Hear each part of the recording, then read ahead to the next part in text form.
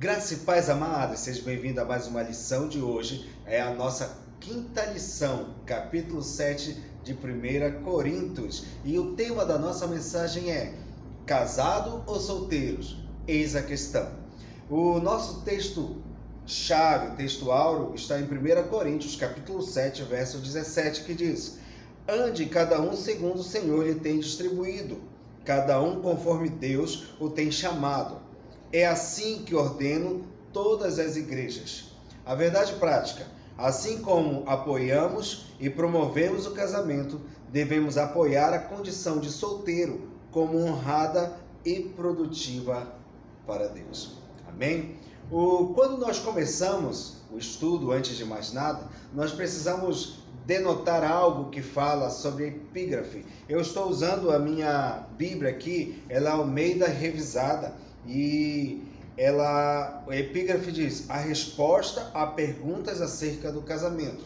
Ou seja, primeiro precisamos ter em mente de que esta leitura a qual nós estamos fazendo, este capítulo, ele se refere a respostas de carta que foi enviada até Paulo sobre alguns questionamentos. Então, muitas das coisas que nós vamos ver aqui não são falas diretamente de Paulo, mas são textos transcritos desta carta. E logo em seguida a resposta e a opinião de Paulo. Não é uma questão doutrinária, mas sim uma questão de opiniões, dadas respostas e questionamentos. Questionamentos que muitas das vezes cabe até para o nosso período. Outro parêntese que nós precisamos lembrar é o período a qual a carta foi escrita para os coríntios, né? No caso, esse período já estava no momento em que estava próximo às intervenções de Roma contra o povo de Deus, contra os cristãos. As perseguições já estavam começando a surgir e por esse motivo Paulo vem dar sua opinião cercada aos acontecimentos da sua época. Amém? Bom, o tema primeiro, o ponto 1 diz: casar ou viver solteiro. Lá no verso 1 diz: quanto ao que escrevestes, é bom que o homem não toque em mulher. Vamos tentar entender um pouquinho aqui sobre esse primeiro versículo. Primeiro ele diz: quanto ao que escrevestes, ou seja, alguém escreveu. E o que eles escreveram? É bom que o homem não toque em mulher. Primeiro ponto, nós precisamos entender que esta fala não se retrata a Paulo, mas sim retrata-se ao que a carta havia escrito. Quem enviou esta carta estava dando a sua opinião de que é bom que o homem não toque em mulher, o que demonstra que existia uma ala de crente em Coríntios que eram conservadores e tinham tido a sua opinião própria em relação ao fato de ficar solteiro, ao fato do celibato, ou seja, uma opinião de um grupo exclusivo de coríntios, que se achavam um pouco mais santo, e para isso eles consideravam que não ter contato com mulher os deixariam mais santos, os deixariam mais próximos da presença de Deus. Amém? E aí Paulo vem justamente dizer que alguns recebem o dom do celibato, outros recebem o dom do casamento. A questão é que cada um deve perceber o seu dom, se ele tem o dom realmente para o celibato, ou se ele está fazendo isso por pressão de opinião, de um grupo, se ele está sendo pressionado a isso, ou se realmente ele se sente que é capaz de permanecer-se puro no celibato. Amém? Alguns em Coríntios argumentavam que a abstinência sexual os colocava em um patamar espiritual mais elevado. Paulo nega que seja o caso. Tá?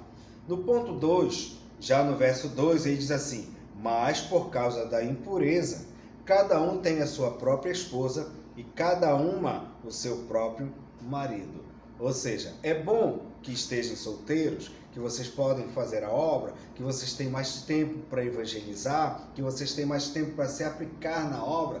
Sim, mas desde que vocês tenham este dom, desde que vocês tenham este chamado. Caso contrário, para impedir que se tenha a questão da impureza, levando em consideração a sua região local. Corintos era a cidade, como nós já falamos, uma das cidades em que se tinha até o termo corintiar, que se retrata a imoralidades, ao povo que vinha para práticas sexuais deliberadas, sem nenhuma regra, valia praticamente tudo ali naquela região. Então, para se impedir que houvesse esse sexo sem um compromisso, é necessário que cada um tenha a sua própria esposa e cada uma o seu próprio marido. Paulo, ele nunca é contra o casamento. Paulo é ao contrário, ele é a favor do casamento, desde que esta pessoa tenha o dom para isso, desde que ela tenha sido chamada para isso. Amém? A situação dos coríntios romanos não era drasticamente distinta da sociedade atual. Diante dessa realidade, Paulo lembra aos coríntios a importância da intimidade conjugal, uma vez que a intimidade sexual cria entre os cônjuges uma união que vai além do mero prazer físico. Ou seja, se você está procurando um casamento simplesmente para tentar impedir que você tenha para sua satisfação sexual, então você está indo pelo caminho errado. Porque não é bem desta maneira que você vai conquistar. Se você pensa que vai ter uma vida sexual muito mais ativa depois de casado, é engano seu. Enganam-se aqueles que nunca tiveram um casamento, porque não é bem desse jeito. Paulo está especificando que existem sim esta regra, que é necessário, logo em seguida ele vai defender que não se pode haver a separação, como também ele vem falar que não é muito mais além do que isso, é muito mais do que uma relação sexual. Tem algo muito mais íntimo a partir do momento que existe a união entre casais. No ponto 2, sobre fidelidade conjugal, que está do verso 2 ao verso 5. O verso 2 diz: mas por causa da impureza, cada um tenha a sua própria esposa e cada uma o seu próprio marido. Paulo vem reforçar a questão do matrimônio e a sua fidelidade. Cada um deve ser fiel à sua esposa. Não se deve levar-se à promiscuidade, e sim à fidelidade. E tanto a questão sexual, o relacionamento sexual, que talvez tenha sido a motivação pelo qual muitos buscam o casamento, que é também uma motivação errada, que na verdade a gente deve se unir não para satisfazer apenas a questão sexual, mas porque você quer, por afinidade, por desejo de querer estar com aquela pessoa mais próximo, ter mais contato. Então, isso tudo leva à sua intimidade. O termo a própria, ou seja, seu, único, exclusivo, sem mácula, sem ter que dividir com ninguém, sem ter que procurar outro. Então, ele não deixa brecha para nenhum tipo de argumentos que eu não estou sendo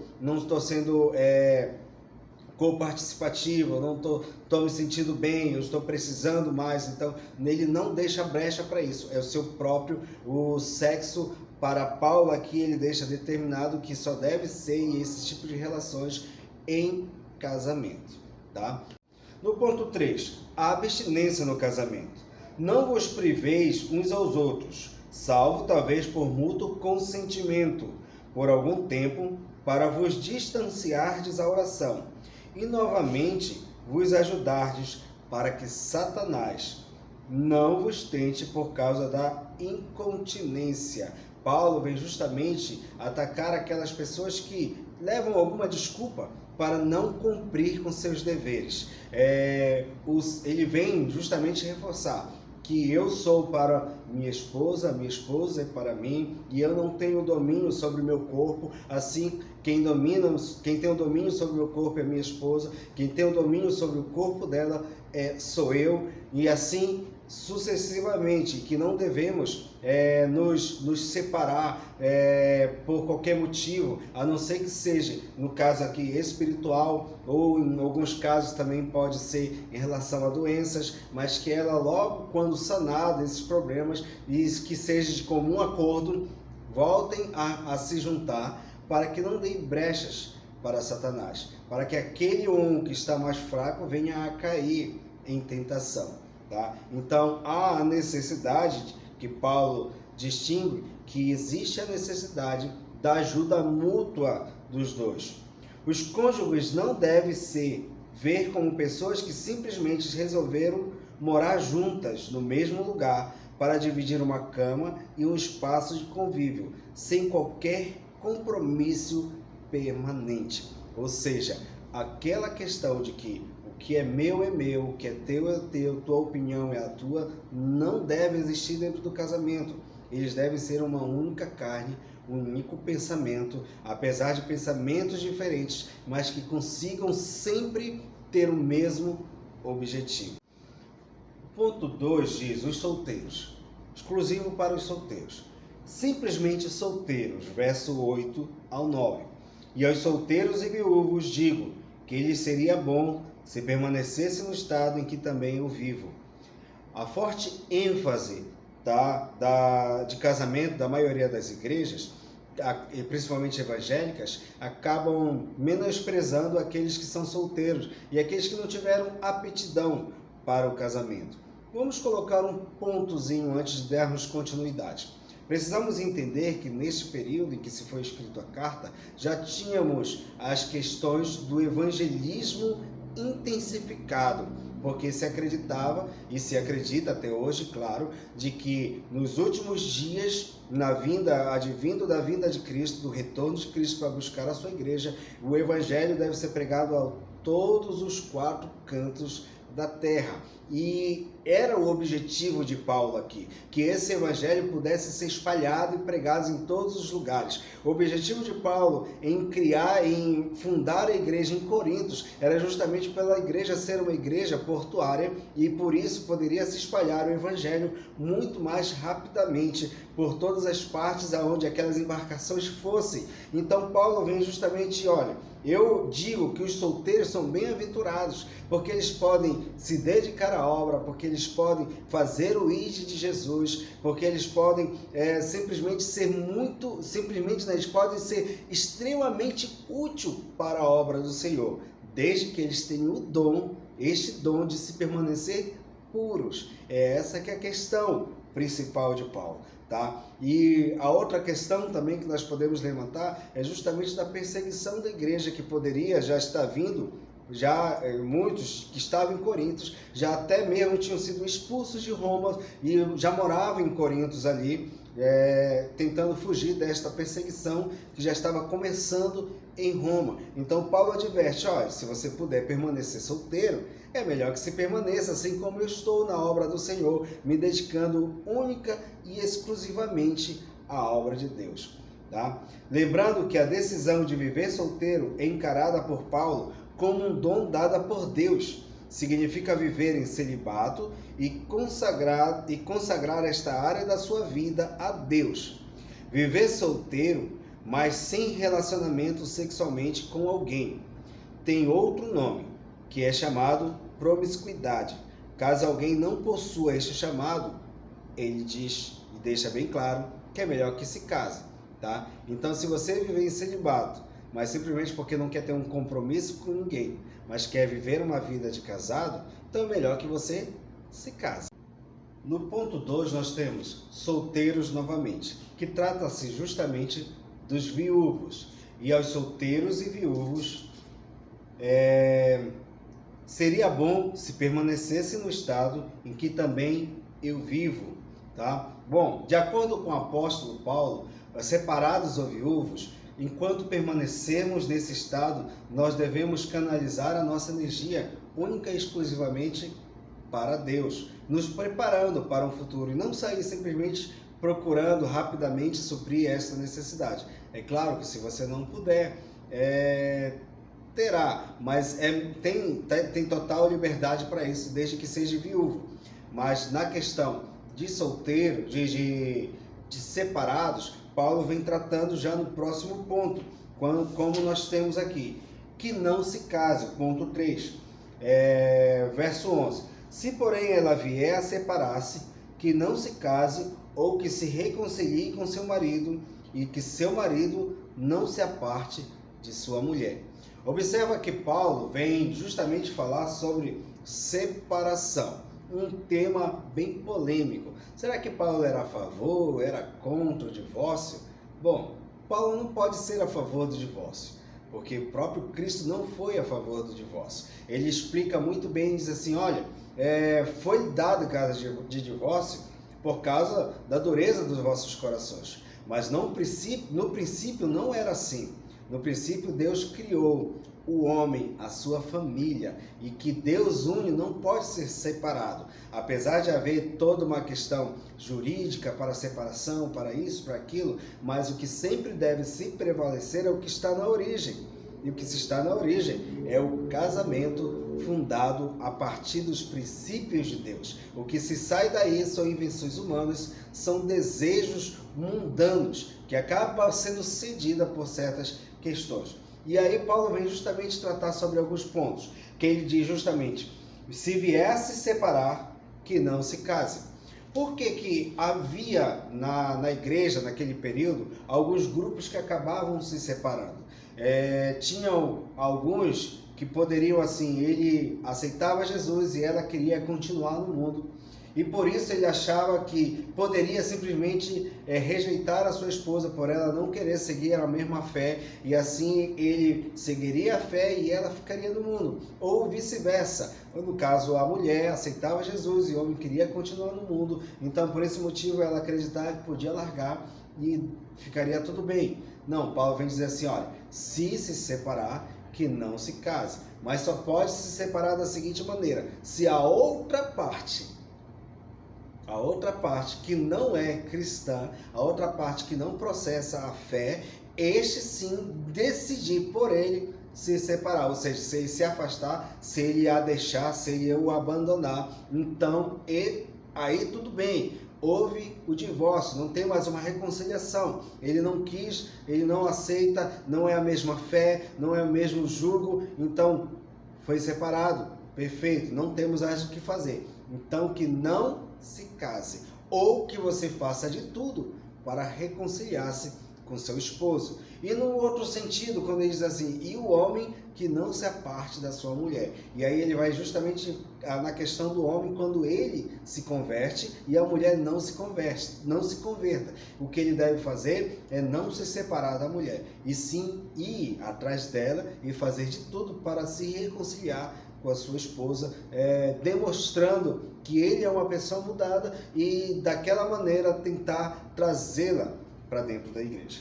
Amém?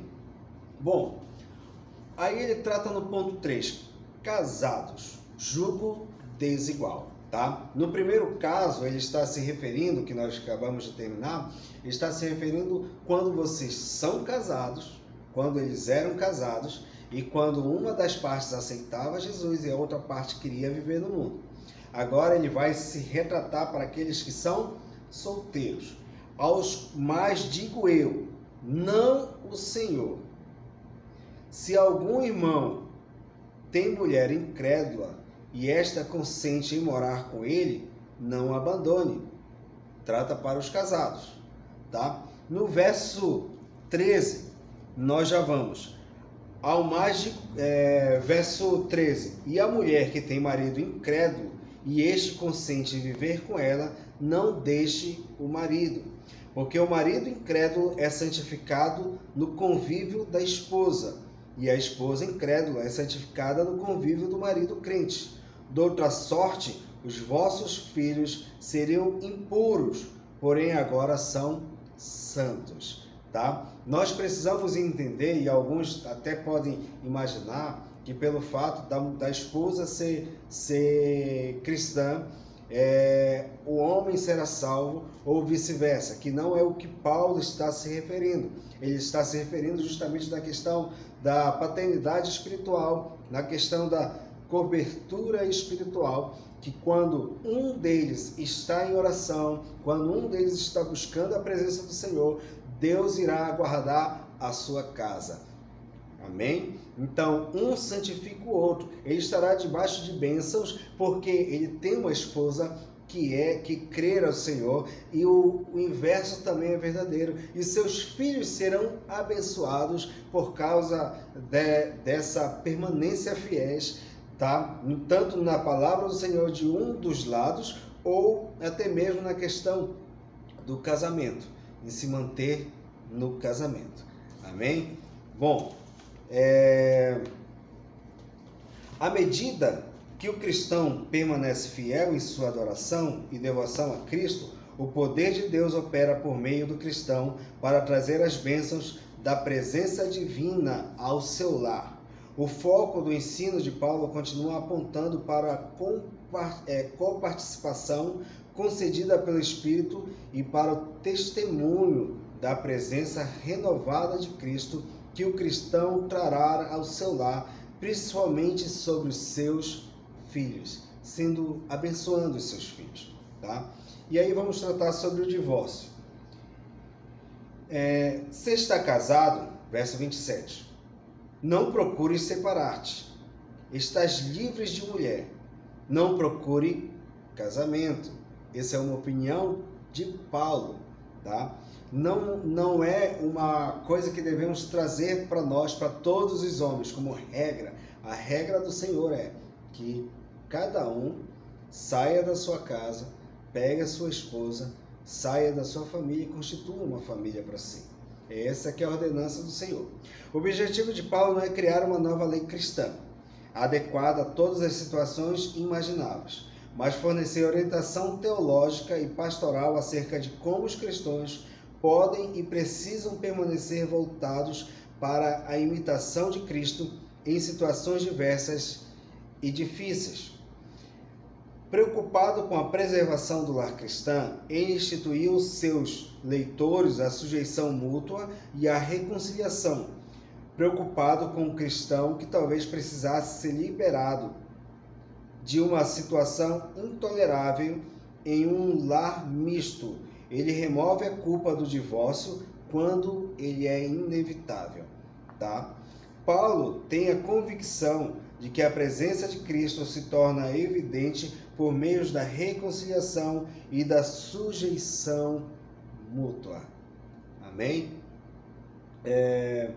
Em outras palavras, a capacitação pelo Espírito de Deus, de Cristo, proverá a graça necessária para manter o foco na semelhança de Cristo dentro da situação em questão, e também a permanecer na vocação e no dom de cada um. Não existe essa questão de você tentar forçar quando se trata na obra do Senhor, quando se trata em sua vocação. Se você tem a vocação para ser solteiro, que você permaneça solteiro, não tente se casar. Se você tem a vocação para ser casado, não tente voltar a ser solteiro, não tente ser solteiro, porque essa não foi a vocação que o Senhor deu para você, o dom que Deus deu para você, tá? O divórcio era uma exceção dada por Moisés por causa da dureza do coração humano. Replicaram-lhe, porque mandou então Moisés dar carta de divórcio e repudiar. Respondeu Jesus: por causa da dureza dos vossos corações, e que Moisés vos permitiu repudiar a vossa mulher, entretanto, não foi assim desde o princípio. Mateus capítulo 19, versos 7 a 8. Em outras palavras, quando ao casamento, ser fiel ao seu dom significa manter-se casado ou manter-se celibatário. Se esse fosse o seu dom, qualquer coisa fora disso tem sua consequência. Amém? O ponto 3, para nós já darmos início, já fim da nossa aula de hoje, tá? Novo casamento. A mulher está ligada enquanto viver o marido, contudo, se falecer o marido, fica livre para casar-se com quem quiser, mas somente no Senhor, tá? Verso 39. Divórcio e novo casamento é contemplado neste texto como exceção e não como uma regra. Somente quando inevitável, nos pontos que a gente falou, uma das partes está realmente irredutível, mas que a luta ela deve permanecer até as últimas consequências, tá? A reconciliação e a restauração do casamento são possíveis mesmo depois do divórcio e devem ser buscadas em lugar de um novo casamento. E Paulo reitera que se houver a necessidade, que você se reconcilie com a sua esposa. Amém? Que você volte, ou ele ou ela retorne à aliança que tinham antes. Tá? Nos últimos versículos do capítulo 7, Paulo expõe sua preocupação com as viúvas e viúvos e acrescenta que o vínculo matrimonial perdurará enquanto ambos os cônjuges estiverem vivos. Okay? Se depois que estiver morto, você tem liberdade, e aí pode chegar aquela questão: se eu casar com uma e ela falecer, caso com a outra e ela falecer, a terceira e ela falecer, quando eu chegar no céu, como será a situação? Com qual delas eu estarei casado? Jesus já falou sobre isso. Vocês pensam que no céu é igual como aqui na terra? No céu nós seremos como anjos. Nós não teremos a sexualidade, não existirá casamentos. Então, portanto, apesar de poder se conhecer, se reconhecer um ao outro, quanto for na terra, mas não haverá este vínculo de casamento. O casamento ele é eterno enquanto estiverem ambos vivos. Morrendo-se um deles, o casamento se encerrou, acabou-se toda a questão de obrigatoriedade. Amém? Paulo dá 2 conselhos para as viúvas naquele contexto. Primeiro conselho: fiquem como vocês estão. Ou seja, se vocês puderem, melhor que não se case novamente. Fiquem como vocês estão. Segundo conselho: se você decidir casar, case-se, mas somente no Senhor. Ou seja, não vá procurar qualquer um que estiver por aí, não. Vá procurar a direção de Deus. O casamento no Senhor indica que deve ser em amor e fé. Isso significa maior probabilidade de harmonia quando os dois andam juntos, quando os dois estão em um único objetivo, quando dois têm algo em comum. O casamento dará certo. Tá? Viver juntos, orar juntos e a vida e o amor se combinam para ser o ato contínuo de adoração a Deus. Então, se estiver solteiro, isso vale também para os solteiros. Se tiver que escolher alguém para casar, Paulo adverte que não deva se entrar em julgo desigual, que cada um procure aquele que estamos no mesmo nível, não intelectual, não questão financeira, mas que ele se refere justamente à mesma fé, ao mesmo amor, ao mesmo compromisso. Tá? Nossa aplicação pessoal para darmos fim.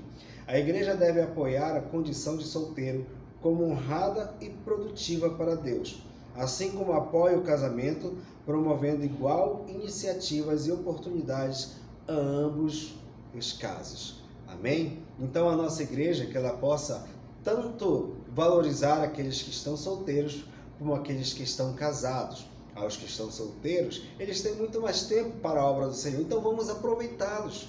Já que eles estão solteiros, já que eles têm esse dom, vamos fazer de tudo para que eles possam exercer o melhor possível deste dom dentro das nossas igrejas. E aqueles que estão casados, também vamos promover uma paz, uma harmonia, tudo aquilo que nós pudermos fazer para deixar o ambiente muito melhor, muito mais agradável, para que eles se sintam realmente integrados. Não somente os solteiros, ou não somente os casados, mas que ambos possam encontrar o seu lugar no reino e na obra do Senhor aqui na terra. Fique na paz. Qualquer coisa, deixe seu comentário aqui, que nós gostaríamos muito de responder. Se eu não souber a resposta, eu posso procurar alguém que vai lhe dar a resposta mais adequada ao seu questionamento. Amém? Graça e paz para todos.